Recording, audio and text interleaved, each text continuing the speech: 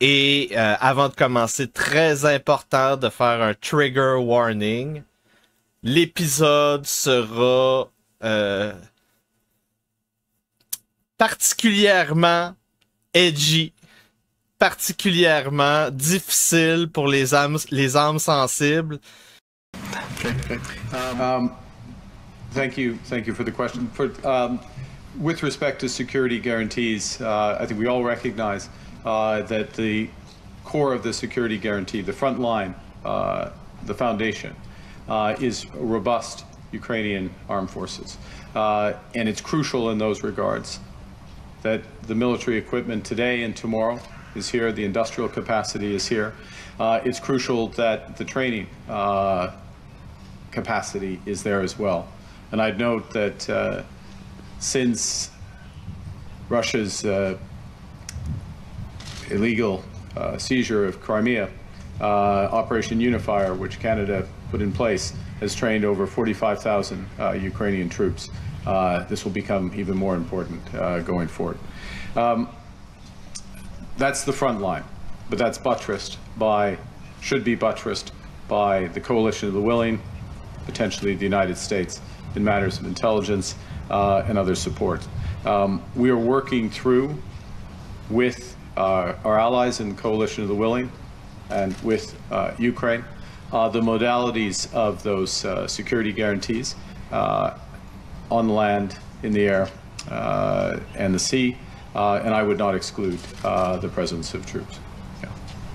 It's very hard to fight the the deception, the lies, the starved children, the pictures of starved children who turn out to have cerebral palsy or other congenital diseases that leave them emaciated. And Israel is, of course, accused of starving children, pretty much the way that in the Middle Ages Jews were accused of killing Christian children for their blood.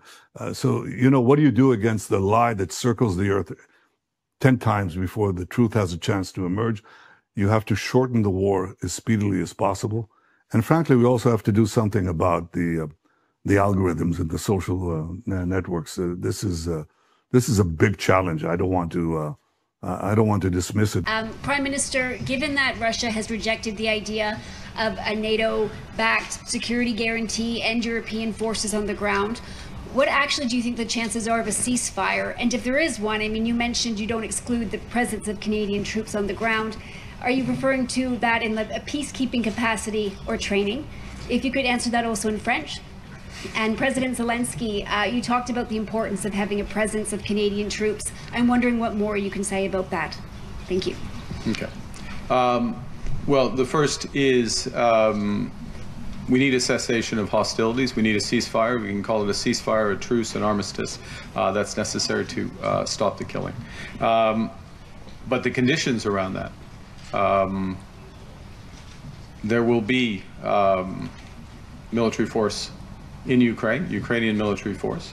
There'll be no exclusion of pathways for Ukraine to the European Union or to NATO for that matter, pathways towards. And there will be security guarantees. There will be security guarantees in any durable ceasefire. That's the lesson of Minsk. That's the lesson of 2014. That's the lesson of history, is that we need not to trust and verify, but deter and fortify. And the fortification, the deterrence, is anchored in those security guarantees. Again, as I said, starting with the Ukrainian army and reinforcing that, but then being buttressed by the coalition of the willing. And again, I welcome, without specifying, welcome the openness of President Trump to some form of U.S. participation in that. President, but you got the Article 5 protections, though, for Ukraine. So they're not going to be a part of NATO, but you still got them the same protections. So they're not going to be a part of NATO, but we've got the European nations, and they'll front-load it, and they'll have some of them, France and Germany, a couple of them, UK.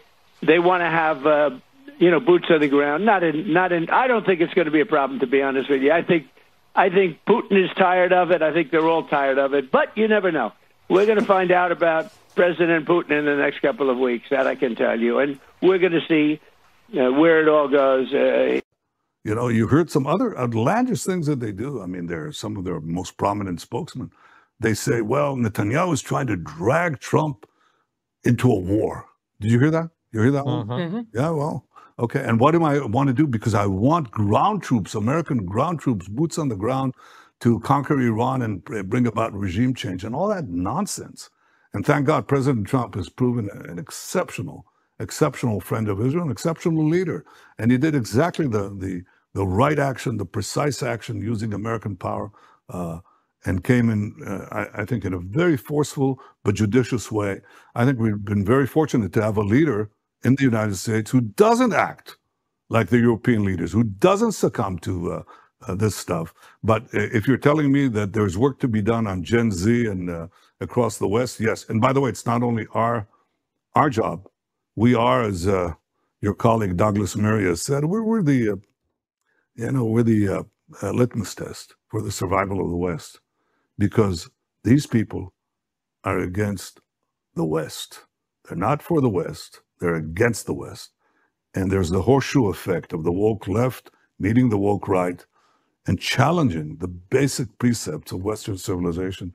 And I think that has to be challenged not merely by Israel or by me, but by you. And I know that you're doing it, and I want to commend you for doing it. Well, we've certainly been challenging the woke right, and that's one of many critics, but we'll continue to do it. Prime Minister, I know you're limited on time. I want to just ask you, when you landed in Alaska, you were wearing a USSR sweatshirt. Were you sending a signal that Russia wants to reestablish the former Soviet Union? No. We were born in the Soviet Union. President Putin repeatedly stated that those who are not sorry what happened to the Soviet Union, they don't have a heart. But those who want to restore the Soviet Union, they don't have any brains. This is absolutely correct statement. We have recognized all the former Soviet republics as independent states. We develop relations with them as... Agreed to have elections. The elections were completely fake. They leveraged migration against us to get those concessions, and now they have these general licenses where companies like Chevron are actually providing billions of dollars of money into the regime's coffers, and the regime kept none of the promises that they made. So all that needs to be re-explored, because in Venezuela, you have the Russian presence, you have a very strong Iranian presence. The Iranians, in fact, are exploring, or in fact are beginning to build drone factories for the manufacture of Iranian drones in our own hemisphere. Not to mention the long practice of the Venezuelan regime of providing real but illegitimate passports to operatives for Hezbollah in our own hemisphere. And lastly, and I leave it lastly to Cuba. And it started when I read a book by Diana West, who would be good if you interviewed her. And it's this all revisionist history of World War II. And you go, well, why would you want to read that? Well, it turns out I think the story we got about World War II is all wrong, actually. I think that's right. And then I read about FDR, and FDR's right-hand man was a Soviet spy. Certainly was. Right? And therefore... Confirmed. We should have been... One can make the argument we should have sided with Hitler and fought Stalin. Lo hablaba con el presidente Lula da Silva por teléfono el otro día. Lo hablaba personalmente con el presidente Gustavo Petro. Lo hablaba con el presidente de Argentina, Alberto Fernández. Está llegando una hora nueva, una hora especial para juntar los esfuerzos y los caminos de los pueblos de América Latina y el Caribe, para avanzar en la conformación de un poderoso bloque de fuerzas políticas, de un poderoso bloque de poder económico que le hable al mundo, que invite al mundo también a la integración, que invite al mundo a la construcción de nuevos polos de poderes, de esa comunidad de destino compartido que habla nuestro hermano mayor, el presidente Xi Jinping. La humanidad como una comunidad de destino compartido, o de ese mundo pluripolar, multicéntrico que habla nuestro hermano mayor, el presidente Vladimir Putin. Para que ese mundo llegue, hace falta un bloque latinoamericano caribeño cohesionado, unido, avanzado. Y así lo digo, así lo anuncio, Venezuela se pone al frente de la batalla por la construcción de ese mundo de patria grande, de esa fuerza independiente y soberana que le va a traer más felicidad, progreso y prosperidad a nuestra patria y a todo el continente latinoamericano y caribeño. Nous avons une mission. C'est une mission divine. Si c'est pas nous qui le fait, il y a personne qui va le faire. Aïe, aïe, aïe.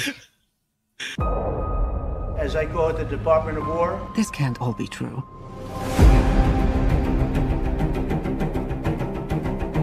Every word. 70,000 monks just broke their vows of silence to nominate Trump to the Nobel. CIA Black Vault break-in.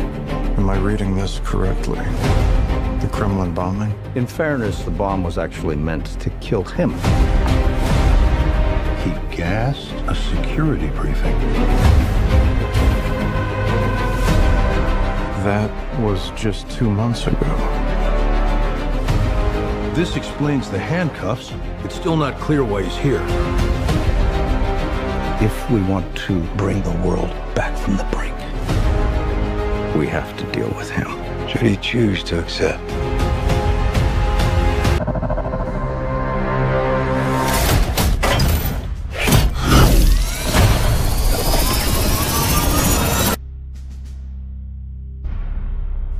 Vous êtes en direct d'un podcast avec les deux personnes les plus bannées du Québec.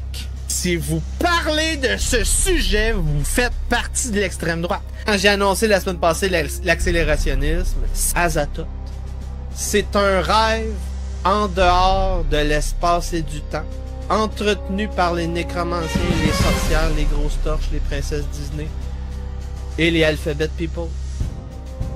And it's called the Inquisition, the Witch Inquisition. Ben, des hordes de morts vivants submergent les rues.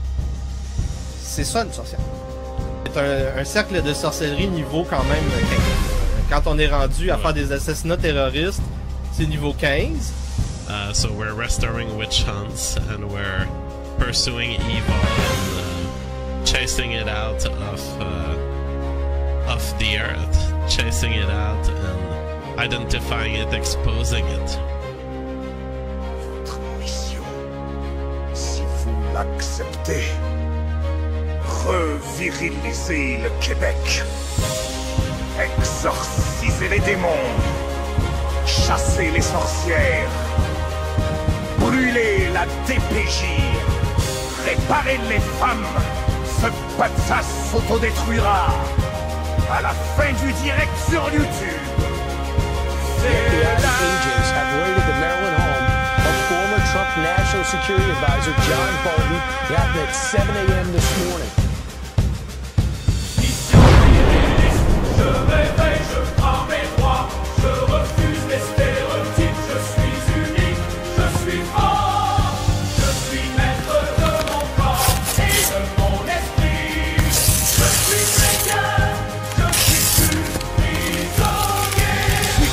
De mes actes, l'auteur de ma vie, je remplis mes devoirs et pose les limites. Je suis engagé dans ma communauté, je suis le baron inquisiteur, bâtissant une baronnie et une nouvelle inquisition. Mais la mission virile, c'est plus que cela, c'est un combat contre les hordes de morts vivants sorcières. Une vision de la souveraineté déficiente, voire grotesque. Des propositions contre les fonctionnaires et les ministères qui ne sont pas assez radicales. Je suis humain, je gère mes émotions, je les exprime, je les canalise. Je ne suis plus prisonnier de mes mots, de mes angoisses, de mes colères. Je suis maître de mes émotions. Mettre des sorcières sur des bûchers.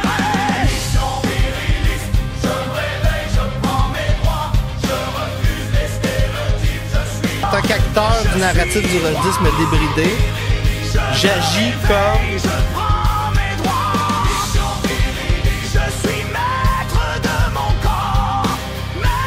un chasseur d'esclaves. Je suis un chasseur d'esclaves! Moi, j'ai lancé une croisade contre le modèle de virilité de Timothée Chalamet.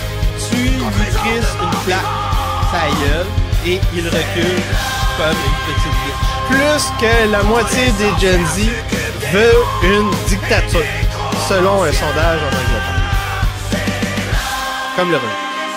So very interesting discussion with Ian Rushdie this afternoon. That's always fun to talk with Ian Rushdie because he's a radical. And he's the radical that Quebec would have needed. But I don't think even Ian can save Quebec. Et bonsoir tout le monde, bienvenue en direct de la Mission Viriliste, épisode du 26 août 2025. La 8e paix de Trump, l'empereur. Donc ce soir, nous plongeons dans un univers où l'horreur cosmique rencontre la politique contemporaine dans un spectacle qui pourrait ouvrir les portes de vos pires cauchemars. Le podcast s'autodétruira à la fin du direct sur YouTube. Venez nous rejoindre, combattre la censure sur Rumble, Substack, yanrojdi.com et TikTok. Les liens sont dans la description du vidéo dans le bas de l'écran. Sans vous, on ne peut pas combattre les hordes de morts-vivants, sorcières, succubes, nécromanciens et démons. Donc, les manchettes de la Troisième Guerre mondiale, chronique économique, Guérilla X et le nouveau refus global. Et là, j'ai une nouvelle grille de dons pour la semaine, parce que là, maintenant, on est toujours en période de disette du côté de mon trésorier, François Aubé, trésorier en chef et futur adjoint dans la baronnie libertarienne. Donc, si on atteint 50$ de super chat, je vais faire une chronique viriliste. 100$ de super chat, les sorcières de la semaine, météo covidienne. 150$ de super chat. Et ça, c'est d'ici vendredi soir. On va avoir la semaine prochaine 4 épisodes de la matinale du glaive ensanglanté. Est-ce que vous voulez une matinale du glaive ensanglanté? Et 200$ de super chat. Vous allez rajouter une nouvelle invasion TikTok en banque. Vous en avez déjà une. Je vous dois une invasion TikTok. Ça va se faire cette semaine. Si vous en voulez une deuxième, il faut envoyer plus de dons. Donc, ça va être le nouveau tarif. J'espère que vous appréciez ça. Et donc, c'est ça. C'est le contrat viriliste. Très important, si vous aimez le contenu que je fais, vous pouvez supporter mon travail d'une manière très simple via mon site web yanrojdi.com. 5$ par mois pour avoir accès au contenu payant. Vous pouvez aussi vous abonner sur yanrojdi.substack.com. Et ici, vous allez avoir en différé les vidéos dans la section podcast. Vous pouvez vous abonner sur Rumble. Quand je vais avoir à peu près 1000 abonnés, je vais mettre le paywall parce qu'il faut payer le paywall sur ça. Et vous pouvez hyper les vidéos sur YouTube maintenant. Je ne sais pas comment ça marche, mais hyper le rojdisme, c'est un ordre au nom de la Nouvelle Inquisition française d'Amérique. Et venez vous abonner sur la page Facebook Parti libertarien du Québec. On est en train d'envahir, les partisans du rojdisme sont en train d'envahir cette page. Et vous pouvez troller en disant des choses comme « Hey, c'est-tu la page à Rushdie, ça? » Donc, ça va être très drôle. Donc, les 8 paix de Donald Trump, l'empereur Donald Trump. Donc, j'ai demandé à Grok, donne-moi la liste des 7 paix de Trump qu'il présume. Je veux les 7 noms, pas d'autres détails. Fente ta gueule. Il faut le dire, il faut être vraiment strict avec Grok. Sinon, il va te dire des romans. Je m'en calisse de tes romans, Grok! Ferme ta gueule! Je veux une réponse à ma question! Je veux pas un fleuve tiède qui renfonce des portes ouvertes.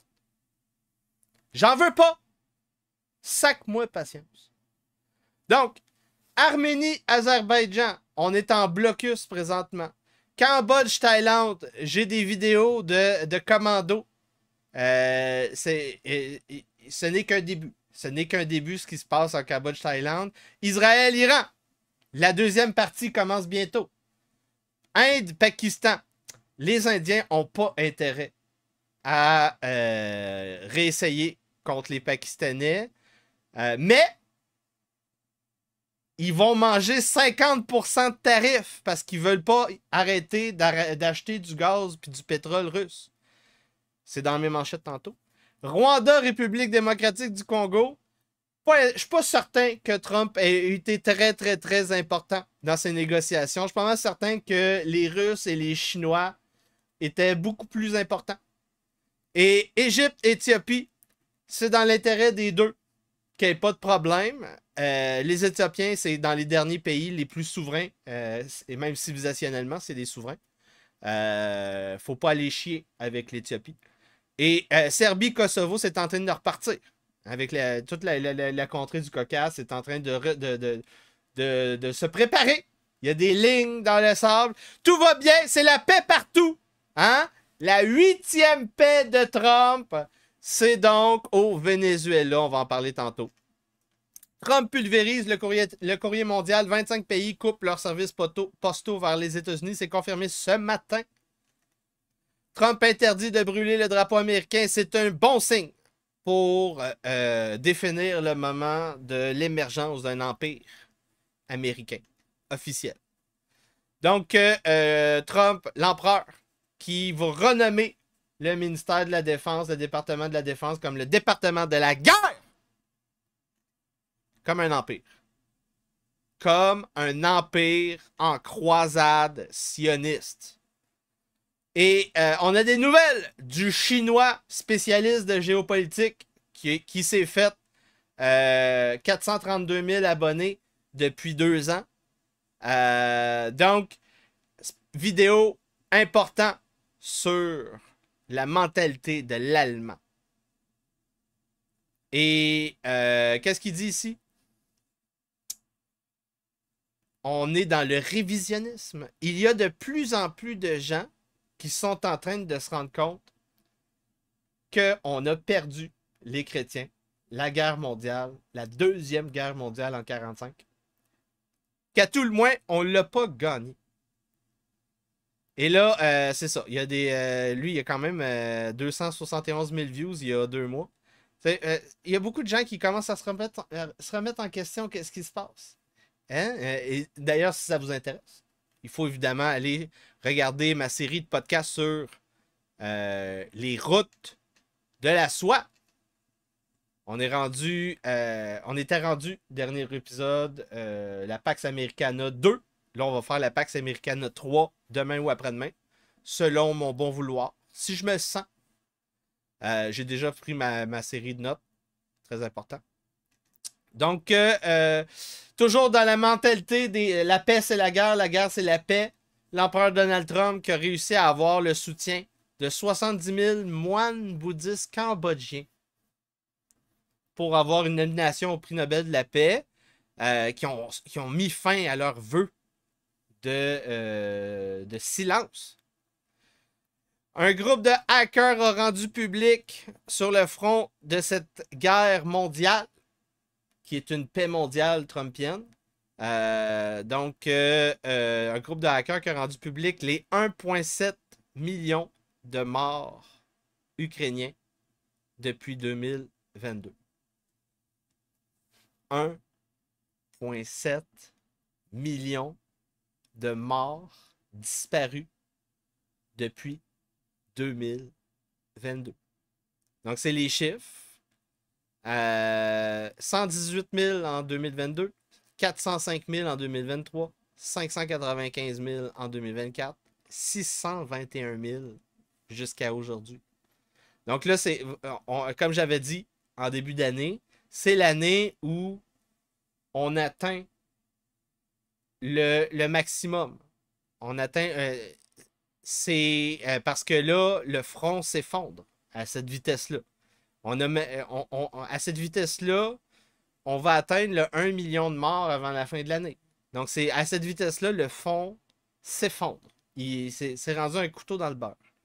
Présentement, c'est ça. C'est 400 000 disparus. C'est démentiel. C'est démentiel. Sacrifier une génération plusieurs générations d'Ukrainiens. Qu'est-ce qu'on a ici? Donc, c'est ça. Le groupe Killnet, c'est ça qui a rendu public les informations du ministère de la Défense ukrainien. Avec les noms. Probablement les adresses. Tout ce qui est important. Les photos. C'est un sacrilège. Il y a des types qui devraient tomber.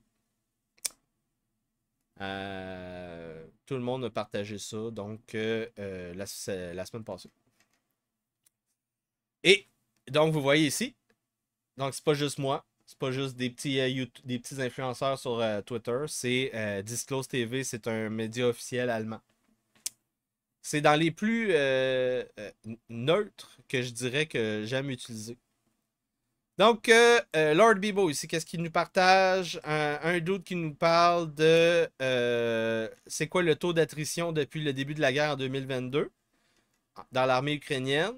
Donc, il y a 11% des soldats qui sont encore là.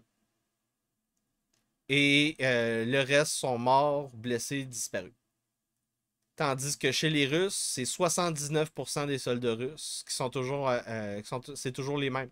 Et là, ça veut dire que tu as une force russe qui a vécu quand même 2 décimations. On rappelle, dans Polybe, il nous explique que... c'est-tu Polybe?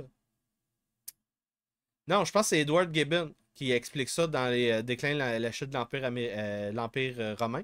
Il explique que décimation, c'est décimatio en latin, et c'est 10% de pertes. Blessés, tués, suivant un combat. Donc, ils ont eu 2 décimations, mais 80% d'aguerris. Ça, c'est comme dans tous les jeux de stratégie. Tes troupes, quand ils réussissent à passer à travers des grosses batailles, ils ont des étoiles. Ils ont des étoiles, puis là, ils ont des bonus. Ça dépend c'est quoi le jeu. Des fois, c'est toi qui choisis les bonus, puis des fois, c'est aléatoire. Très important. Là, les Ukrainiens aussi, là, imagine, hey, ces troupes-là, les 11%, ça doit être des fous furieux. Là. Ça doit être ils savent comment tout faire.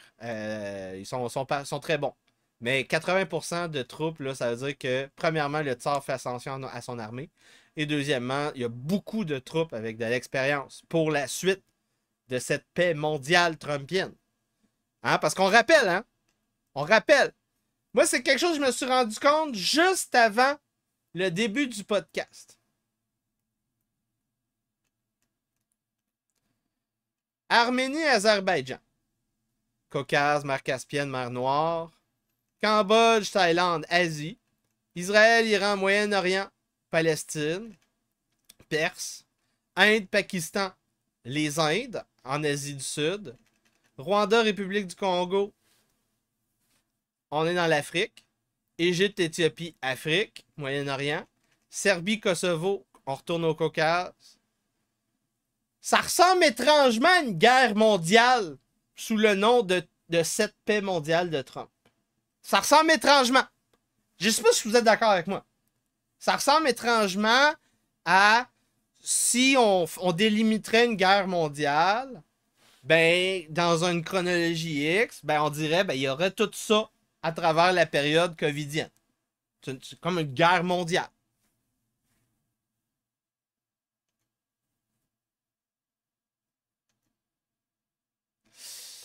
Vous voyez ici la nouveauté de la guerre ukrainienne. Donc, le lanceur de drones FPV. Donc, des drones à 500$. Et là, là-dessus, t'en as quoi? T'en as à peu près une centaine.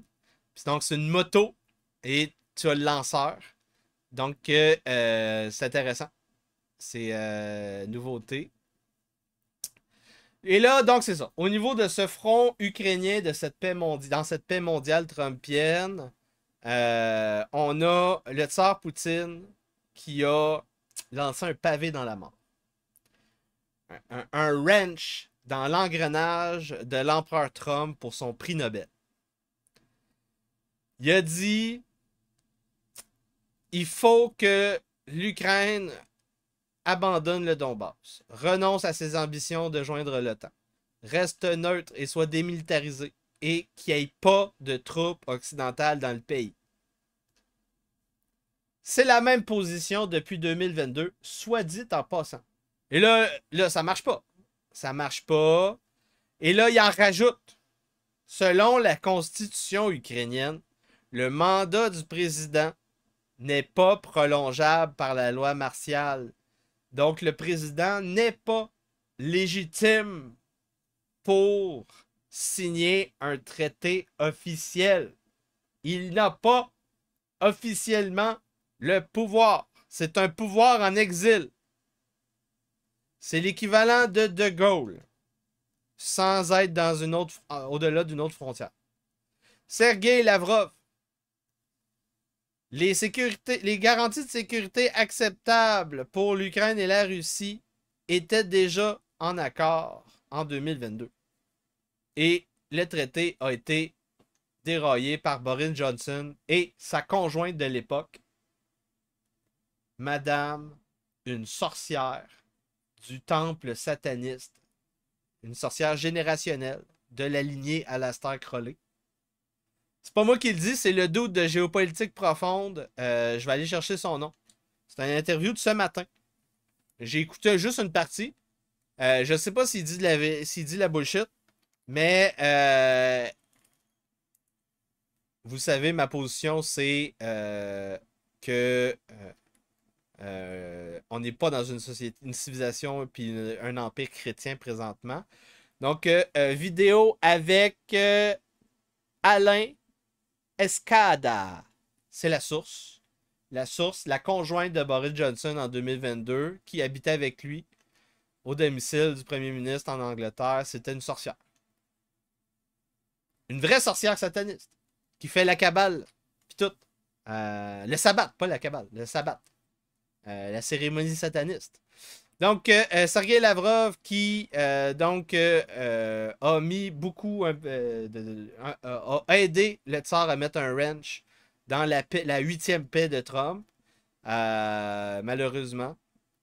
Pas la 8e paix, la 9e paix, ça serait rendu la 9e paix. S'il fait la paix en Ukraine, ça serait la 9e paix. Après le Venezuela ou avant. Ça pourrait être la 8e ou la 9e. On ne sait pas. On ne sait pas. On va prendre les paris. Est-ce que vous êtes d'accord? Donc, qu'est-ce qu'il dit? Les prospects. Les solutions occidentales ne sont pas acceptables. En tête de liste, le contingent de paix occidental est inacceptable. Et donc, je vous rappelle que on a notre vice-roi Carney qui est en train d'expliquer qu'il va envoyer des soldats canadiens en Ukraine. Et ici, le problème de la légitimité du régime de Kiev. Donc, ça prend des élections. Évidemment, on ne croit pas aux intentions de Zelensky. C'est pour ça qu'on demande des élections. Donc, c'est tout. C'est triste, mais c'est comme ça. Et ça fait dur en esti. Ça fait dur en esti. Donc, ah oui! En plus du vice-roi Carney, on a le chancelier allemand qui a parlé de peut-être envoyer des troupes. On a le vice-roi Macron qui a dit peut-être envoyer des troupes. On a le premier ministre anglais qui a dit peut-être envoyer des troupes. On attend encore qu'il envoie des contingents de 20 000 troupes. Parce que, tu sais, envoyer 500 conseillers militaires pour entraîner les troupes ukrainiennes, ça, c'est des mots-clés en passant. Envoyer 500 conseillers, 500 mercenaires, des légionnaires, whatever, c'est pas la même chose qu'un contingent de 20 000 soldats. Un contingent de 20 000 soldats, ça, une force d'expédition, une force expéditionnaire, ça implique que à chaque jour, tu vas avoir entre 1 et 50 cadavres qui vont arriver par avion et qui vont devoir être enterrés. Et donc, quand ça arrive à l'aéroport, tu vas avoir des journalistes qui prennent des photos. Il va y avoir des reportages avec les défunts. Et là, ça part en couille. Ça part en couille quand on est en train d'être en déficit de fertilité immense puis en effondrement démographique. C'est certain que ça pourrait être un avenue. On pourrait dire quelque chose comme « Hey, le Pajit, tu pourrais servir ton pays et on va te donner la citoyenneté canadienne. Ça serait intéressant. Par exemple, moi, j'accepterais de servir mon pays dans cette guerre sataniste mondiale s'il paye ma dette étudiante puis qui me donne un bonus, un bonus, un trésor de bonus. Genre les lettres de marque. Là. Je veux un pourcentage. Donc, vous voyez que c'est inacceptable, les conditions du rochdisme. Le rochdisme est achetable, mais le prix est trop cher pour les gratteux satanistes qui nous gouvernent. Pour les Padjits, c'est assez. Pour les Padjits, c'est assez. Ils sont plus faciles à acheter. Mais le rochdisme, c'est au moins 20 Padjits. Au moins. Au moins. Donc là, on est vraiment... On a divagué. On a divagué ensemble. Donc, la majorité des Allemands sont contre un déploiement de soldats allemands pour sauver la paix ukrainienne. 56%. Donc, on continue à nous parler de réponse nucléaire. If suddenly, God forbid, foreign missile attacks are launched deep into Russian territory, the response might not be only with Reshnik, les missiles hypersoniques intercontinentaux, non, intermédiaires. Missiles balistiques intermédiaires, de portée intermédiaire. Mais ça pourrait être des réponses de nucléaire tactique. Et en passant, les réponses nucléaires tactiques sont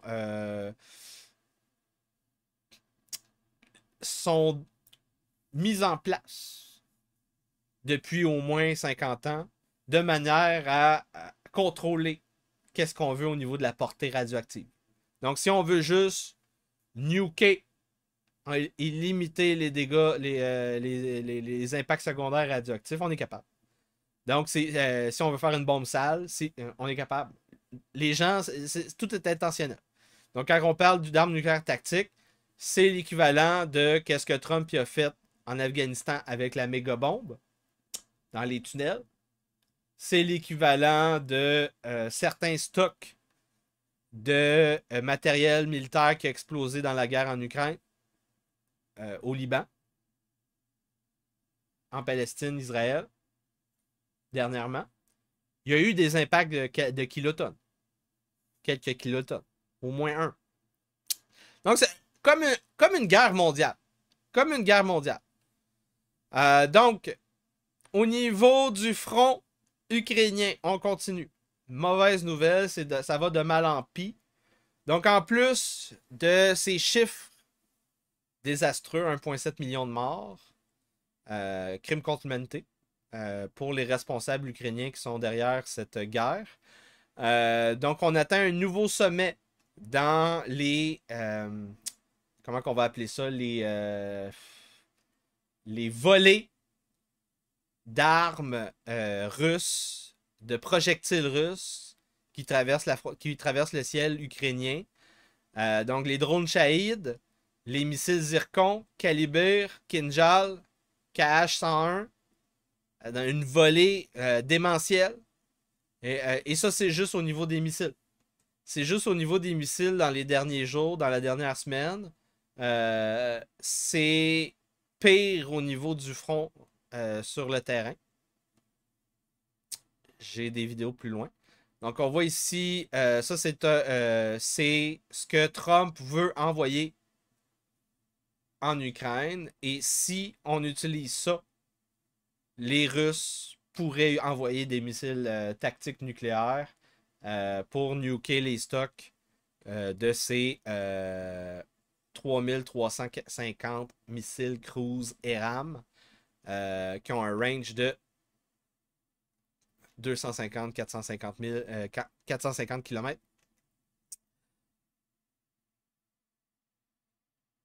Donc, c'est ça. Le vice-roi Carney qui parle de... il n'y a pas d'exclusion de rentrer l'Ukraine dans l'OTAN et on va avoir des soldats canadiens sur le terrain. C'est démentiel, mais c'est la paix. Vous le savez. La guerre, c'est la paix. La paix, c'est la guerre.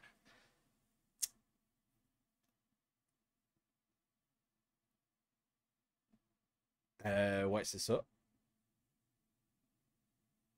Tout le monde en parle, évidemment. Très important comme déclaration qui a été faite par les pays européens et le Canada. Trump a dit qu'il allait backer les garanties de sécurité, mais qu'il n'allait pas déployer de bottes américaines en Ukraine. Donc, probablement que si les pays européens et le Canada vont envoyer des troupes, Trump va probablement faire le pont aérien et maritime pour la logistique parce que ces pays-là ne sont pas capables d'appuyer leurs troupes. Donc, Alexandre Robert, History Legend, qui nous parle il y a 3 jours de la dernière percée. Donc, Kupiansk, après Pokrovsk, là, on est rendu à 8 oblasts, comme je vous l'avais dit il y a 2 mois. Je vous l'avais annoncé. Je répète pas j'invente pas des trucs. Moi, je regarde plusieurs analystes et là, j'utilise mon sens commun et la multiplicité des sources. Et je regarde et je me dis, son analyse fait le sens. Alexandre Robert est regardé par des généraux otaniens et probablement russes. Il a été interviewé par plein de médias à l'international et par des membres du gouvernement français, probablement canadiens aussi, probablement américains aussi. Ce gars-là, il va chercher les sources sur Telegram, en cyrillique, avec les vidéos, il fait les traductions et tout. Il n'est pas fluide, il n'est pas fluent, il n'est pas parfait en ukrainien, en russe, mais il en comprend assez pour avoir la meilleure analyse sur le terrain en direct. Je pense que lui, veille stratégique en français, c'est les 2 meilleurs. Lui, il fait ça en anglais, là, mais c'est ça. Donc, au printemps, fin de l'année 2024, les Russes disaient déjà au niveau diplomatique, si les Ukrainiens n'acceptent pas la paix en 2025, on va passer de 4 oblasts à 8 oblasts. 8 oblasts. Donc, on va doubler de 4 à 8. Et là, on commence, là. On vient de rentrer dans Kharkiv. On vient de pénétrer le front de Kharkiv. On a traversé la rivière Roskilde. Et là, on rentre. Et il n'y a plus de défense ukrainienne jusqu'à Kiev. Il n'y en a plus. C'est terminé. Game over. Game over. C'est là qu'on est rendu. C'est là qu'on est rendu. Kupiansk.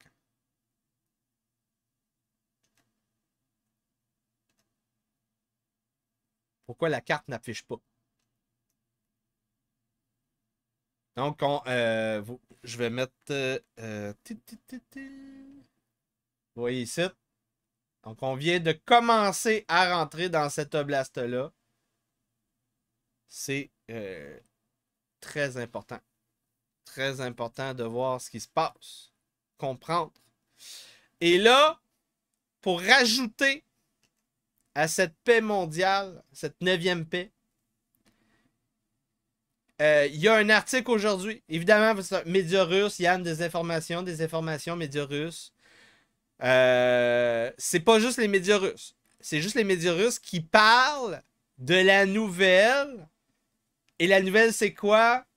Des politiciens hongrois, comme Viktor Orban, qui sont en train d'avoir un choc. Les pipelines qui envoient du gaz et du pétrole en Hongrie et en Slovaquie ont été attaqués dans des actes de sabotage par les Ukrainiens. Donc là, on veut forcer les Hongrois à aller en guerre en faisant la guerre aux Hongrois. Donc, tu vas venir ou bedon, on te nuke tes infrastructures. C'est ça que les Ukrainiens font du terrorisme pour forcer les Hongrois à arrêter de mettre des stops aux décisions de la Commission européenne. La Commission européenne qui veut rentrer en guerre. Il y a des doutes comme lui qui disent non. Et ça fait un blocage. Parce que ça prend l'unanimité pour ce genre de truc-là au niveau de l'Union européenne. C'est pour ça que l'Union européenne n'a pas de pouvoir. Donc là, vous comprenez, là? Qu'est-ce qui se passe? Dans cette paix mondiale, on est en train de parler que l'Ukraine va ouvrir le front. Qu'est-ce qu'on a ici? Ah!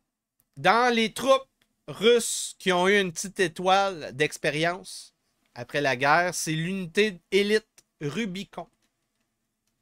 Unité de drones spécialistes. Et ils sont derrière la percée actuelle.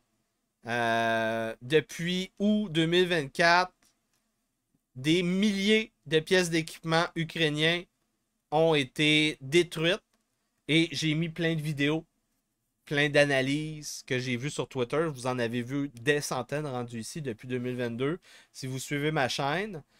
Donc, les champions de la guerre en Ukraine, c'est vraiment l'unité Rubicon pour les 2 dernières années.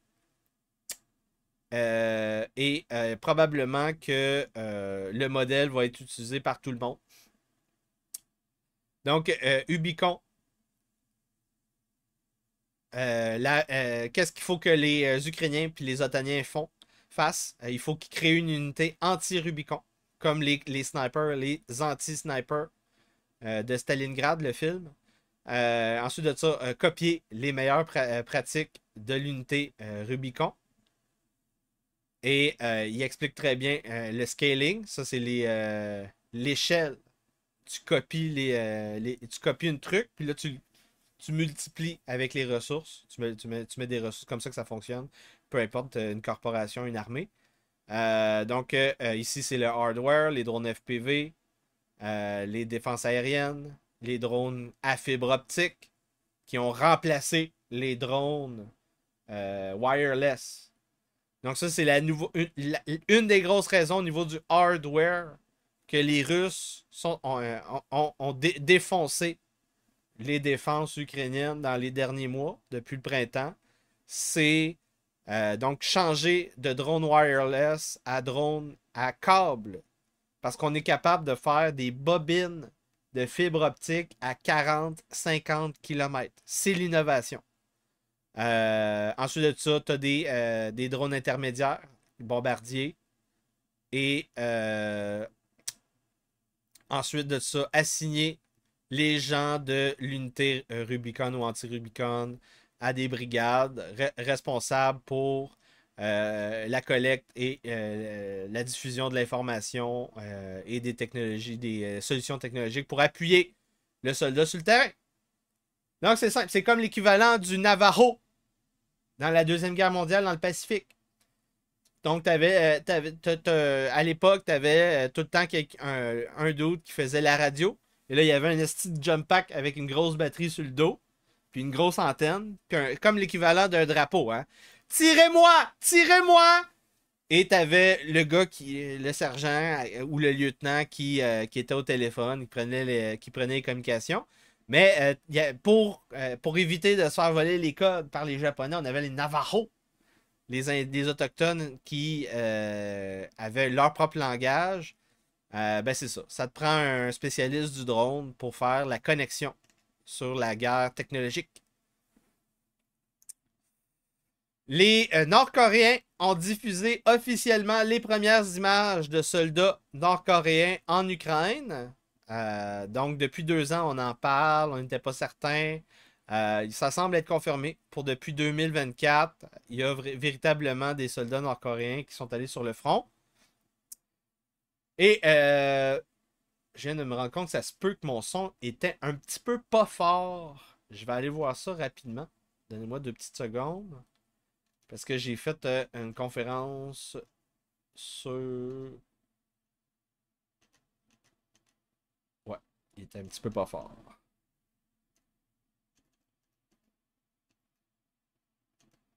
Vous auriez dû le dire si j'étais un petit peu bas. Un petit peu bas. Donc, qu'est-ce qu'on a ici? Ouais, c'est ça. Toujours les vidéos des Nord-Coréens. Ici, un média Fox qui reprend la nouvelle. Les chefs nord-coréens confirment les morts nord-coréens en conflit en Ukraine. Et là, c'est ça. Vous voyez, autres signaux des Russes, l'idéologue du tsar, Alexander Dugin, qui nous explique qu'on ne peut pas vraiment croire le message de paix de l'empereur Donald Trump. Son comportement est débridé, unhinged. Il se contredit à toutes les étapes du projet de paix trumpienne. Donc ça, c'est le genre de truc qu'on a comme miroir diplomatique. Ensuite de ça, il y a Sergei Lavrov qui est allé en entrevue avec les médias occidentaux et il s'est ostiné. Il s'est fait poser des questions stupides. Et donc, encore une fois, les médias occidentaux qui ne comprennent pas c'est quoi faire de la diplomatie.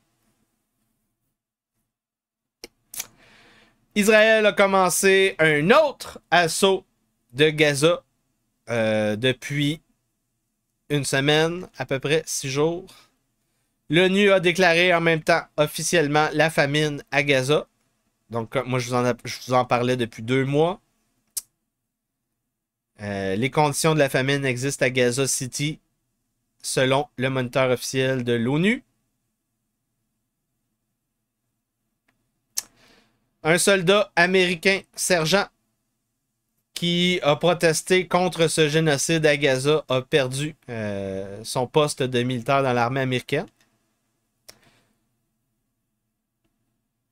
Ici, on a un petit reportage de Wikileaks, 14 minutes sur ce génocide.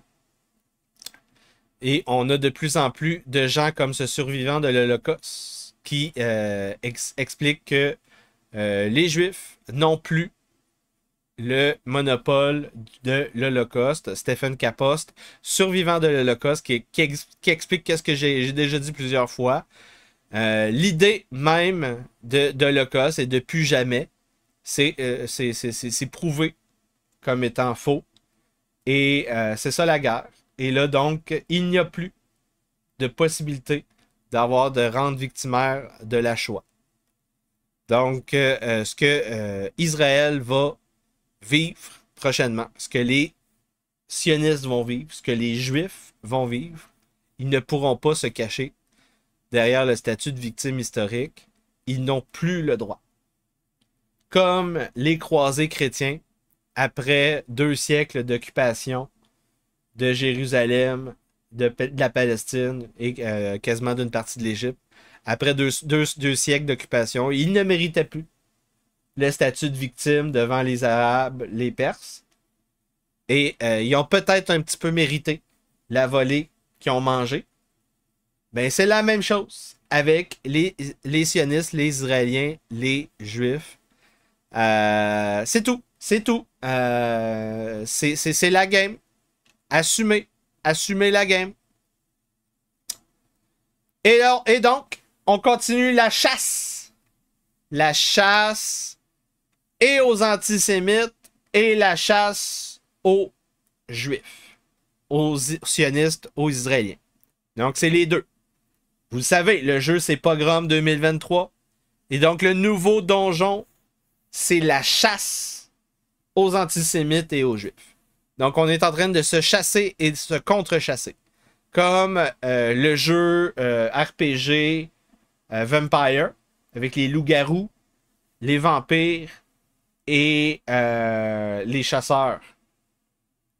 Les chasseurs de vampires, chasseurs de loups-garous.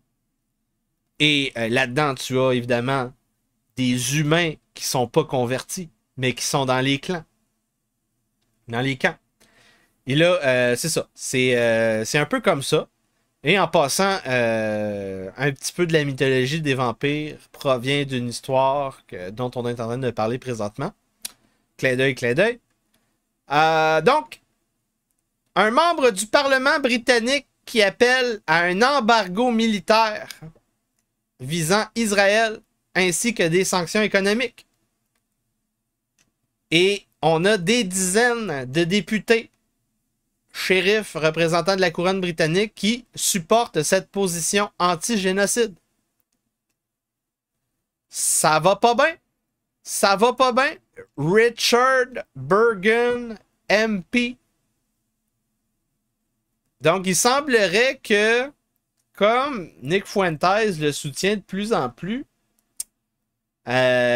au niveau de nos intérêts, anti-migration de masse, anti-guerre, anti-ingérence étrangère sioniste, de plus en plus, c'est la gauche qui semble être de notre côté. Je pointe ça. C'est intéressant. C'est intéressant. Et donc, on a pas une ambassade, ça c'est l'ambassadeur, qui fait la contre-attaque. On chasse l'antisémite, ambassadeur Charles Kushner, qui chasse l'antisémitisme en France, l'antisémitisme du président vice-roi Macron, parce que Macron, il est sur le point, d'ici quelques temps, là, en septembre, pour la rentrée. C'est le show de la rentrée. La reconnaissance officielle et historique de la Palestine comme État. Donc, il faut chasser cet antisémitisme du gouvernement français. Charlie Kirk, pendant ce temps, nous explique que l'ennemi, c'est le musulman. Et Nick Fuentes qui contre-argumente. L'ennemi, c'est Israël. Et Israël représente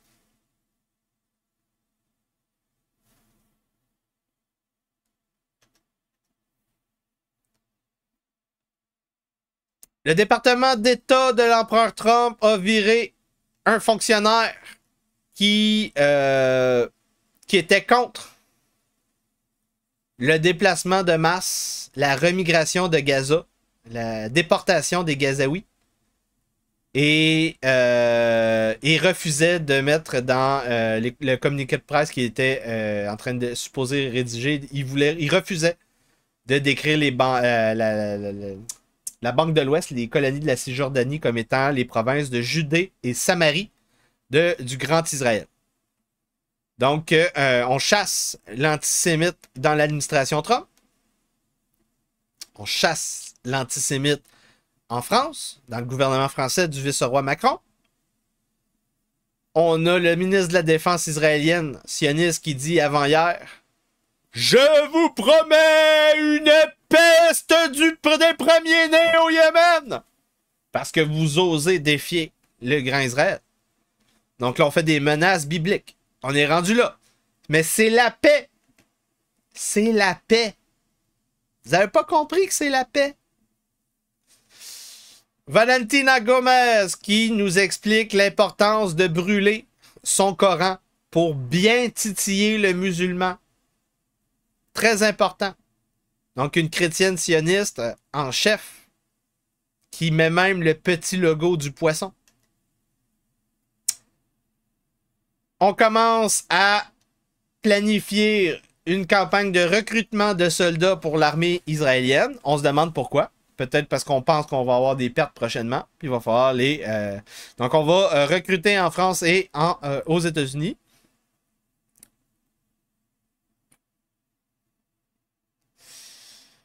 Petite vidéo qui a été diffusée par Anonymous pour chier dans la soupe de l'accord Israël-Égypte. Ils ont fait un accord sur donc le gaz. Et donc, on a expliqué que il y aurait eu une histoire de chantage sexuel avec le major général Khalid Arafat qui est... Ce serait la raison pourquoi ils ont mis sur pause un deal de 35 milliards de dollars. Intéressant! Intéressant. Il se passe des affaires. Vidéo intéressante de 8 minutes 26. La semaine passée.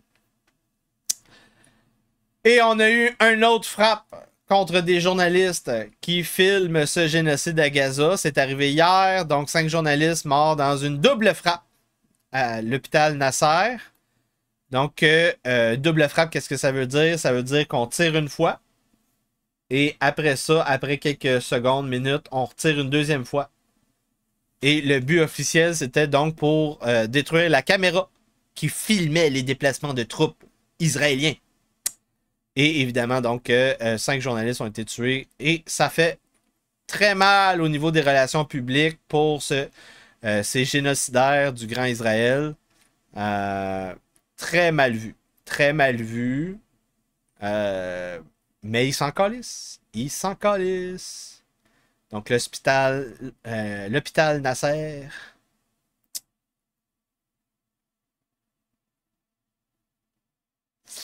Ici, Adi Hassin de TVA qui partage la nouvelle du vidéo. Et donc, ça répète ce qui est arrivé il y a 13 jours, 2 semaines. Donc, un autre journaliste qui avait été tué. Donc, c'est ça. Ces génocidaires-là tuent les journalistes. C'est leur mode opératoire. Et donc, il y a eu en même temps petit regain de tension. Donc, les Houthis du Yémen ont recommencé à tirer des missiles au-dessus du ciel israélien. Il semblerait qu'ils ont eu des bons petits nouveaux missiles iraniens, selon la rumeur. Et donc, les Israéliens ont recommencé à lancer des attaques au Yémen il y a 2 jours. Ben oui, c'est la paix, hein, vous le savez, c'est la paix. C'est la paix. Qu'est-ce qu'on a ici? Ah! Les Australiens expulsent l'ambassade, l'ambassadeur et les employés de l'ambassade iranien. Donc ça, c'est pas bon signe, en général. C'est quand et on a nommé les gardiens de la révolution iranienne comme étant un organisme terroriste. Donc ça va pas bien. C'est la paix. Pourquoi qu'on a fait ça? À cause de feux d'ingérence étrangère dans les synagogues en Australie. Il y a beaucoup d'antisémitisme en Australie. Et donc, la 8e paix de l'empereur Trump, ça commence avec la 4e flotte de l'armée américaine, de l'Empire américain, qui s'est déplacée il y a un peu moins d'une semaine, juste devant la côte vénézuélienne, et on est prêt. On est prêt à déployer bien des affaires. On a Marco Rubio, représentant de la diplomatie de l'Empire américain, secrétaire département d'État, qui a expliqué que les élections au Venezuela ne sont pas légitimes, c'est de la fraude, c'est des corrompus, c'est des terroristes, c'est des communistes, c'est des dangereux qui fomentent les narcos, créent des cartels, et donc c'est légitime de faire un putsch, de décapiter le régime. Donc c'est la 8e paix de l'empereur Trump qui est en train de se dessiner. On ne sait pas si ça va être la 8e ou la 9e, on ne sait pas, hein? Donc c'est ça. On a les vidéos des bateaux. Donc c'est pas de l'exagération. Donc groupe amphibien. Donc on a des hélicos. Comme je vous l'ai dit. Tu sais, je suis même pas un spécialiste. Et je vous dis des affaires qui sont vraies quand je fais des analyses. Quand je vous disais, là, quand on veut un bateau qui est comme un vaisseau mère, un mothership d'hélicoptère, ça t'en prend quelques dizaines qui sont capables de partir en 2-3 minutes. Qu'est-ce qu'on a ici sur le pont? Facilement, je dirais une vingtaine d'hélicoptères, plus peut-être une trentaine, qui sont capables d'être déployables. Donc ça veut dire qu'on a toutes les troupes là-dessus. On a aussi des jets. Donc ça, c'est ça. C'est ça, un porte-avions qui est prêt à faire un déploiement aéroporté rapide. Alors, on est prêt. On est prêt. Maduro déclare la mobilisation de masse au Venezuela. Donc, on appelle 4,5 millions de forces paramilitaires à commencer à se mobiliser pendant que Trump a commencé à envoyer des bateaux avec une force expéditionnaire. Donc, 15 000 troupes vénézuélienne se massent sur la côte depuis hier. Donc, on est vraiment en train de voir la paix mondiale s'effectuer sous nos yeux. On a des petits attentats qui sont filmés sur les réseaux sociaux. Ici, un attentat de drone FPV sur un petit bateau. Ça, c'est pas bon. Ça met beaucoup de nervosité dans les troupes quand tu fais ce genre d'action-là. Ici, qu'est-ce qu'on a ici? Une bombe dans un truck. Ça, c'est donc des attentats terroristes à Colombie. Donc, l'idée, c'est que les Colombiens, les Vénézuéliens vont en découdre au nom de l'OTAN. Donc, c'est ça qui est en train de se dessiner. Il est en train de se dessiner qu'on veut prendre possession d'un des plus gros trésors de la planète, c'est-à-dire le sous-sol de pétrole vénézuélien. C'est probablement dans le top 5 des plus gros trésors de la planète. Ils sont découverts à l'heure actuelle.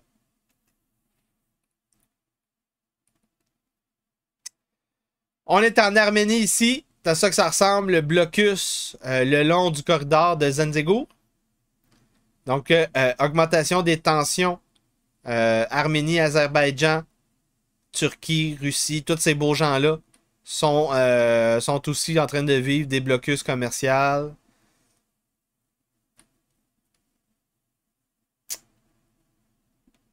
On a ici des vidéos TikTok d'anti-MAGA qui appellent à des assassinats de pro-MAGA.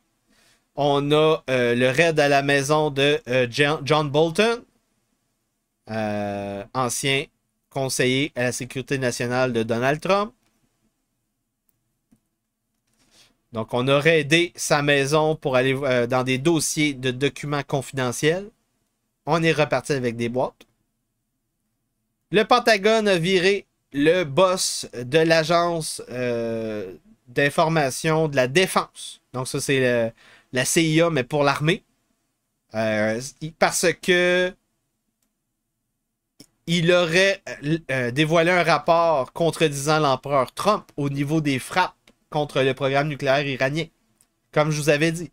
Donc, lui, il dit, comme moi je vous avais dit, les missiles qui ont été envoyés dans la mission de Trump n'ont pas pu se rendre pour détruire le stock nucléaire et détruire le programme nucléaire iranien. C'est tout. Et là, il a perdu sa job parce qu'il a rendu ça public. Trump a gagné sa cause finalement. 500 millions de fraude au niveau de prêts où il avait menti sur la valeur de son immobilier. Le dossier de la Tisha James. Donc, ça, finalement, en cours d'appel, ça a été mis de côté. C'est une bonne nouvelle, mais ce n'est que le début. Trump signe un ordre exécutif pour mettre fin au bail gratuite. Donc, ça, c'est le fait que, admettons, tu es un criminel, tu fais un crime.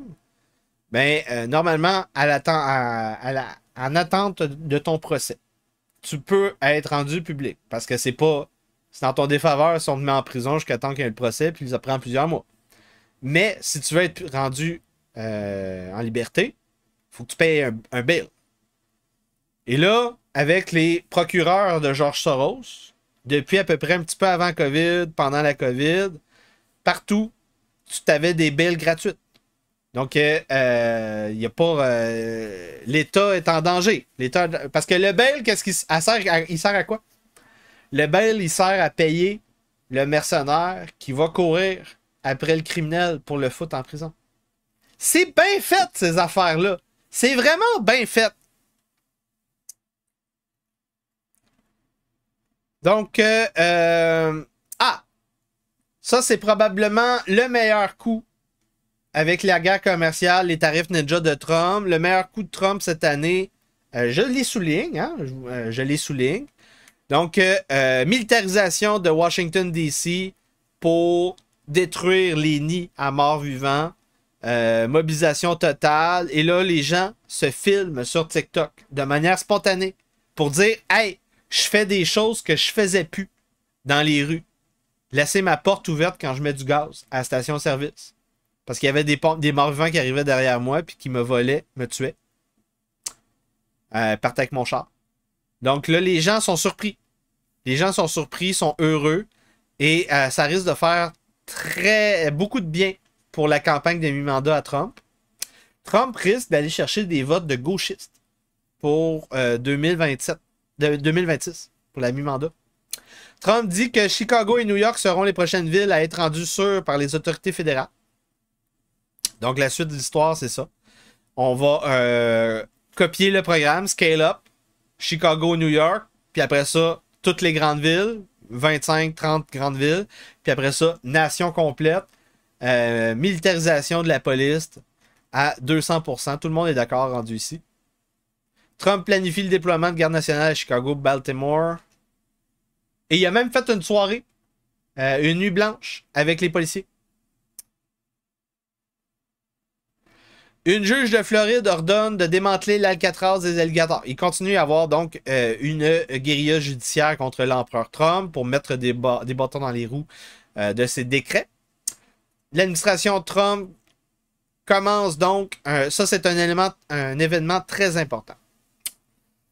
J'avais recensé en direct depuis le début de l'année et même l'année passée, même pendant la COVID, je recensais les déviations au niveau civil suivant la migration de masse de Pajit, de Sikhs, d'Hindous, d'Indiens, de Pakistanais.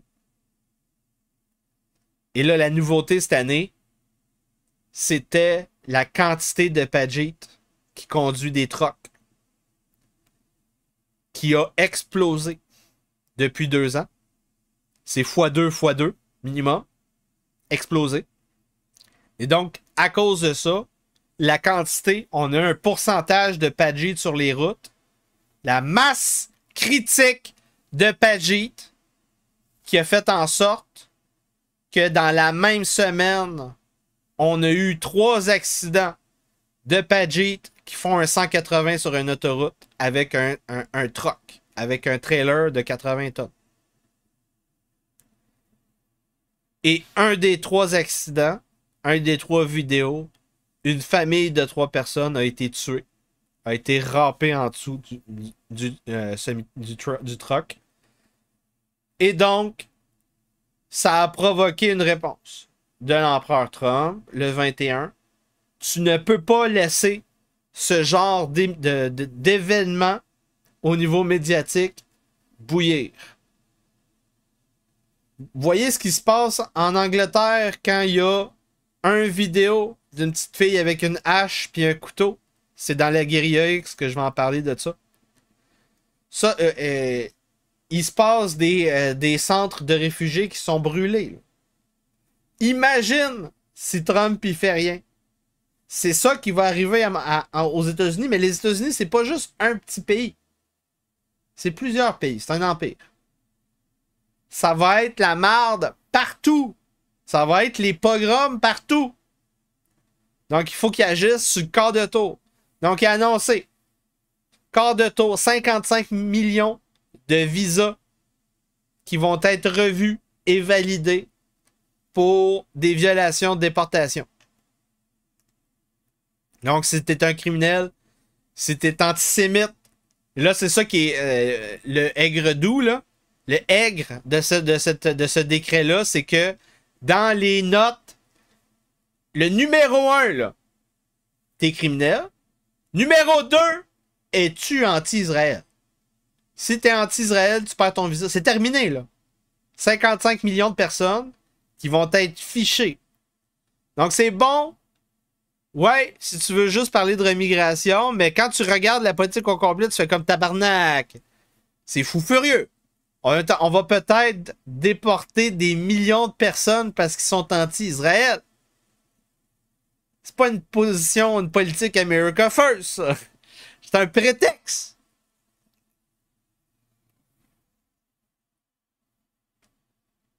Donc, en plus de ça, l'empereur Trump a réussi à avoir un deal avec l'Union européenne au niveau de la guerre commerciale. Et ce deal-là, en gros, c'est c'est même pas la réciprocité. C'est les Européens détruisent leurs barrières commerciales, leurs quotas, leurs tarifs, leurs taxes, et les Américains pénètrent dans le marché européen comme jamais depuis la Deuxième Guerre mondiale. Et les Européens peuvent rien dire. 750 milliards de dollars de trésor sera extrait du trésor européen pour financer la dette américaine. En gros, c'est ça. Et au niveau du visuel, donc c'est ça, on voit ici les droits de douane américains, le point de l'Europe, tout le monde confirme ça. Mais le visuel, c'est le visuel le plus important. Donc ici, je vous mets plusieurs sources, là, mais il est censé avoir la photo dans pas long. Le visuel. Le visuel. Je m'y connais, mes sources. Ça, c'est le visuel qui a passé dans tous les médias européens. C'est à ça que ça a l'air. 8 vassaux assis dans la classe à écouter le discours de l'empereur, à fermer sa gueule, prendre des notes si t'es intelligent et faire un sourire. C'est ça. C'est à ça que ça ressemble. L'image, c'est une image servile. C'est des vassaux, c'est des États clients. C'est ça. Et en plus de ça, pour le meeting spécial de la guerre, Trump a sorti de la pièce Ursula von der Leyen, qui n'est qu'une fonctionnaire non élue.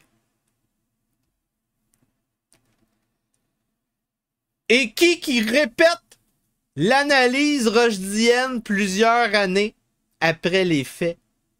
Mathieu Bock-Côté. Mathieu Bock-Côté, t'es 4 ans en retard. Je parle d'Empire depuis la COVID. J'ai fait la recension en vidéo des livres de Polybe, des écrits de Tacite.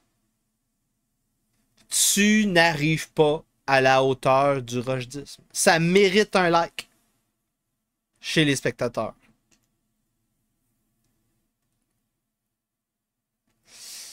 Ça, j'en ai parlé tantôt. L'ambassadeur américain en France qui sermonne l'antisémitisme de Macron. Ici, Juan Branco qui rit de Macron et des Européens qui ont été humiliés dans leur visite à la Maison-Blanche. Dimitri Medvedev, le bulldog de Poutine, qui rit du coq gallois, ou c'est appelé sous le nom du vice-roi Macron, avec son idée d'envoyer des troupes en Ukraine. Les Russes disent ouvertement depuis 2022, depuis 2014, pas de troupes otaniennes comme gardiens de la paix. La Russie n'acceptera pas cette garantie de sécurité. Mais ce pathétique oiseau continue de croître, pour essayer de prouver qu'il est le roi de la couvée de leaders européens. Parce qu'évidemment, le plan de Macron, c'est de devenir le prochain chef de l'Union européenne. En fait, le premier chef de l'Union européenne qui serait une union militaire. C'est le rêve de Macron. C'est le endgame de Macron. C'est pour ça que Macron, il veut la guerre. Macron veut la guerre pour manier l'armée européenne et pour acheter pour acheter son dossier, son siège de chef de l'armée européenne. Il va littéralement vendre le potentiel nucléaire français. C'est ça le prix, le coût qui va être donné. C'est démentiel si tu es un Français nationaliste, souverainiste. Mais c'est des fakes. C'est des sales francs-maçons, c'est des sales homos. Ils n'ont pas les couilles pour couper la tête des traîtres en France. Donc, humiliation, von der Leyen kické en dehors de la conférence avec les autres chefs d'État quand ils ont parlé de la guerre avec Zelensky. L'administration Trump qui va peut-être rajouter des tarifs ninja contre des membres de l'Union européenne qui ont implémenté une loi de taxes digitales numériques comme le Canada, comme l'Angleterre. Un premier soldat SAS australien accusé de crimes de guerre en Afghanistan en 2012.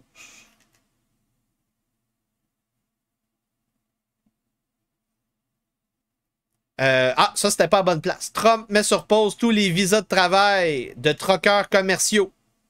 Ça, c'est suivant donc l'accident des Pajeet. Donc, il y avait un petit décalage dans les manchettes. Donc, en plus des visas, il a aussi mis sur pause les permis de travail pour les truckers. Donc, ça, c'est une grosse nouvelle. Toutes les visas de travail, donc, c'est terminé. Immédiat depuis une semaine. Donc, la filière vient de se fermer en cliquant sur Go, en cliquant sur Stop. Ensuite de ça, qu'est-ce qu'on a ici? Ah, ça c'est bon ça. Un projet de 400 millions de dollars dans un port en eau profonde, un port à Nome en eau profonde, dans l'Arctique, pour donc une route de la soie américaine qui va passer par le passage du Nord-Ouest, la mer de Bering, le détroit de Bering. Très important. Très important ce genre de projet-là. On devrait avoir notre propre plan Nord au Québec si on voulait être indépendant. Au lieu de parler de monnaie comme l'Union nationale, vous devriez parler de plan Nord comme Jean Charest. En fait, on devrait ensemble s'allier avec Jean Charest. Si vous avez un contact avec Jean Charest, mettez le Rochdisme en contact avec Jean Charest. On va faire un front commun pour revaloriser le plan Nord. C'est comme ça qu'ils disent ça, hein, les fonctionnaires. Revaloriser. Donc, les États-Unis se retirent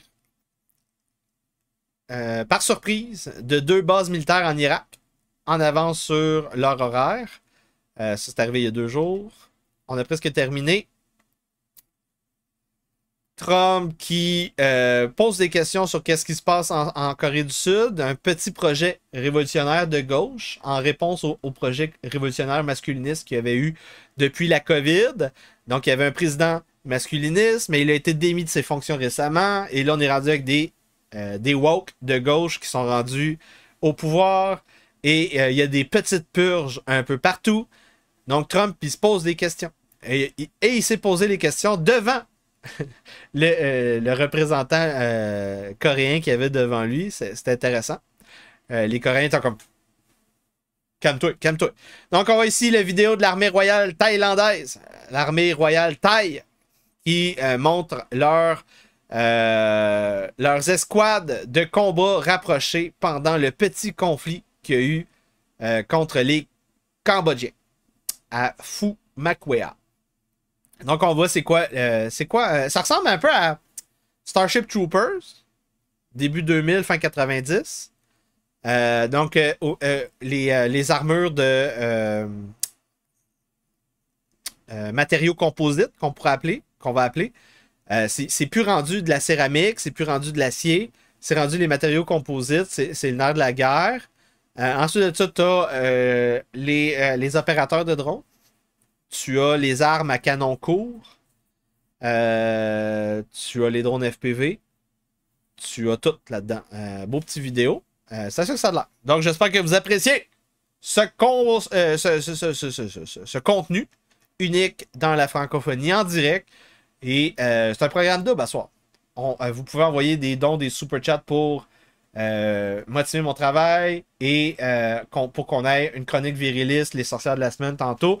Il y a Steve Gagnon qui a envoyé 11$. Et il y a quelqu'un qui a dit qu'il avait envoyé 9$, mais j'ai rien reçu. J'ai rien reçu. Qu'est-ce qu'on a d'autre? Donc c'est ça. Si vous regardez l'émission redifférée, ça va couper à un certain moment. Vous allez devoir vous abonner. yanrojdi.com, yanrojdi.substack.com pour voir la vidéo au complet. Ou ben non sur YouTube. 5$ par mois, c'est rien pour supporter mon travail. Merci beaucoup tout le monde. Donc là, on est rendu où? Nouveau refus global, chronique économique. Donc on se rejase dans 5 minutes. Have you for 30 seconds more because I know. C'est ça qu'on fait. Donc, je me suis dit que c'était pas juste, c'était injuste. Au nom de Jésus-Christ, qu'est-ce que je faisais dans mes prises d'otages. Et sans vous, je ne peux pas continuer ce travail. Toujours le temps de mettre un petit like, supporter le rojdisme et nous aider à combattre ces hordes de sorcières, succubes, démons et nécromanciens. On a fait 4 heures de podcast aujourd'hui. Je vous souhaite une bonne soirée. On se voit peut-être demain. Ouais, probablement demain. Pour avant-dernière partie des Routes de la Soie. On est rendu à la dernière partie de la Pax Americana. Transition vers la paix israélienne, qui est la vraie Troisième Guerre mondiale. Nous sommes dedans. Et l'issue de la Troisième Guerre mondiale n'est pas écrite dans le temps. Si la Perse est conquérie et dépecée par les Druzes, par les Turcs, par les Pakistanais, par les Israéliens et par les Américains. C'est terminé. C'est terminé. Donc là, on a Nancy Ménard qui a payé le 10$. Je vais vous faire une chronique viriliste demain, juste avant le podcast sur les Routes de la Soie. Et si ensuite de ça, ça étire vers les sorcières de la semaine, vous allez avoir encore une fois un format double demain. Donc 2 fois, ça va être une bonne journée. Merci beaucoup, Nancy Ménard, pour ses abonnements. Oui, c'est ça. Je vous souhaite une bonne soirée. Attention à vous. Au nom du narratif du rojdisme débridé, l'acteur Yann Rochdy et le personnage du baron inquisiteur rentrent en rébellion ouverte contre la couronne britannique. C'est terminé! Nous arrêtons de nous soumettre. Tous les pouvoirs souverains sont rejetés au nom de Jésus-Christ. Et vous allez arrêter de nous raqueter. C'est terminé. Nous sommes en tequila. Nous optimisons notre fiscalité. Nous créons des sociétés fraternelles. Nous travaillons dans une mission œcuménique qu'on appelle la Nouvelle Inquisition. Nous construisons la parodie rojdienne. Et c'est comme ça que nous allons réparer le Québec. Bonne soirée.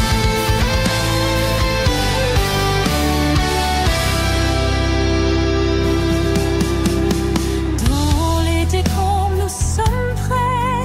Reconstruire, repeupler, reviriliser. Avec honneur, bravoure et une foi immense. Pour un avenir où nous ne serons pas.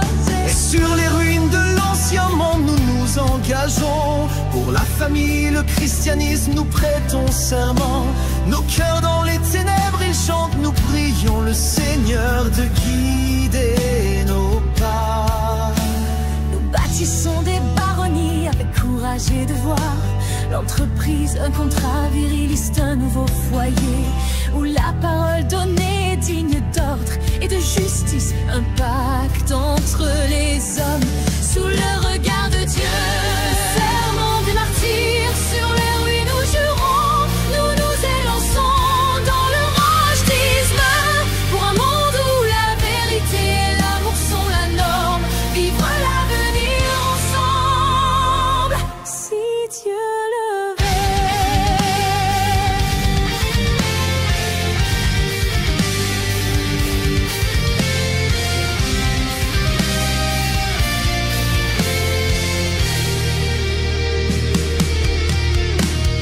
Cache ta vie, disait Épicure, philosophe du déclin de l'Empire romain. La communauté, notre jardin, notre repli, notre forteresse, la localité, notre terre, nos racines, nos gènes, notre valeur. Le serment des martyrs, sur les ruines nous jurons, nous nous élançons dans le rojdisme. Pour un monde où la vérité et l'amour sont la norme, vivre l'avenir ensemble. Le serment des martyrs, dans nos cœurs il demeure un cri de guerre pour vaincre les lendemains vivants. Sorcières